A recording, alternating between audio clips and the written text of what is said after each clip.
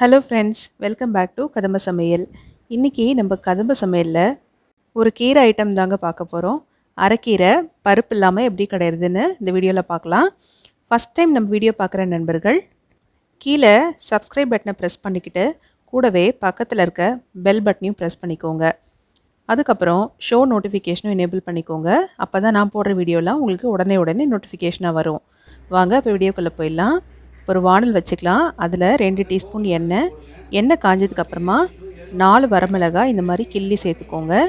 நான் போடுற இந்த காரம் கரெக்டான காரமாக இருக்கும். அந்த வரமிளகாய் சேர்த்துட்டு லைட்டாக வறுத்துக்கோங்க. கொஞ்சம் வறுப்பட்டதுக்கப்புறமா அது கூட ஒரு கை நிறைய சின்ன வெங்காயம் அதையும் சேர்த்துக்கலாம்.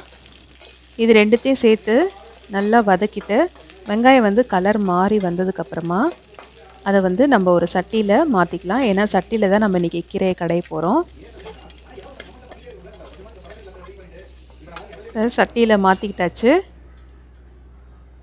இப்போது அதே வானல்லையே ஒரு கை நிறைய பூண்டு, கூடவே ஒரு அரை எலுமிச்சம்பழம் அளவுக்கு புளி, இது ரெண்டுத்தையும் சேர்த்து நல்லா வதக்கிக்கலாம்.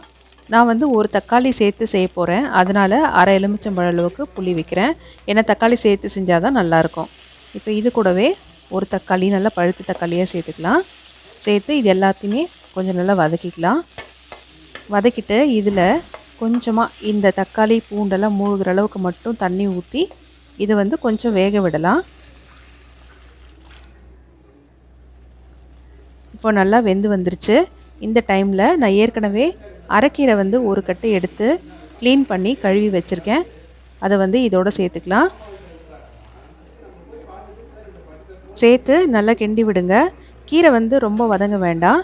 இப்போ நம்ம வானலில் போடும்போது நிறையா இருந்தது இல்லையா, இது வதக்கும் போது கொஞ்சம் கொஞ்சமாக சுருண்டு அதோடய குவான்டிட்டி கம்மியாயிடும்.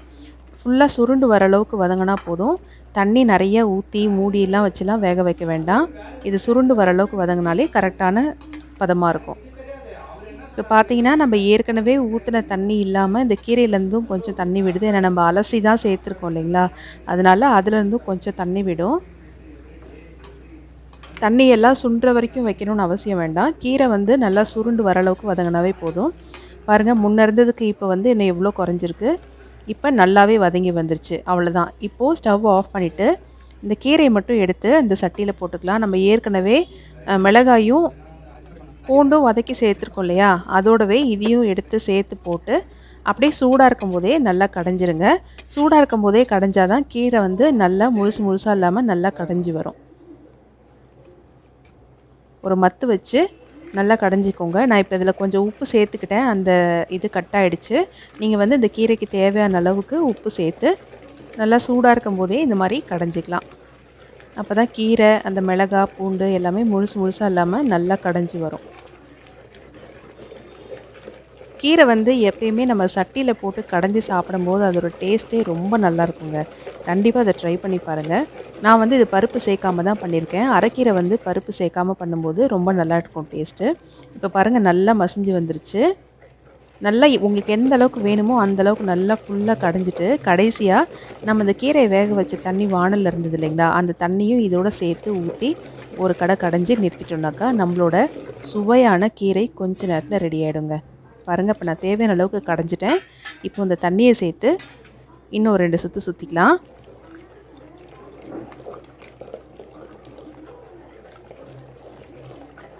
அவ்வளோதான், நம்மளோட கீரை சூப்பராக ரெடி ஆகிடுச்சு. நான் ஏற்கனவே தாளிப்பு சேர்த்து நான் வதக்கி அரைச்சிருக்கிறதுனால நான் வடகம் சேர்த்துக்கல. வடகம் சேர்த்துக்கிட்டால் தான் பிடிக்கும்னு விருப்பப்படுறவங்க இந்த மாதிரி கடைஞ்சதுக்கப்புறமா கொஞ்சம் வானலில் எண்ணெய் ஊற்றி வடகம் தாளித்து அதை இதோட சேர்த்துக்கோங்க. அவ்வளோதாங்க, நம்மளோட அரைக்கீரை கொஞ்ச நேரத்தில் ரொம்ப டேஸ்டியாக நம்ம ரெடி பண்ணிட்டோம். ரொம்ப ஈஸியான ரெசிபி தான். கண்டிப்பாக ட்ரை பண்ணி பாருங்கள். இந்த வீடியோ பிடிச்சிருந்தா லைக் பண்ணுங்கள், ஷேர் பண்ணுங்கள். மறக்காமல் கீழே இருக்க சப்ஸ்கிரைப் பட்டனை ப்ரெஸ் பண்ணிக்கோங்க.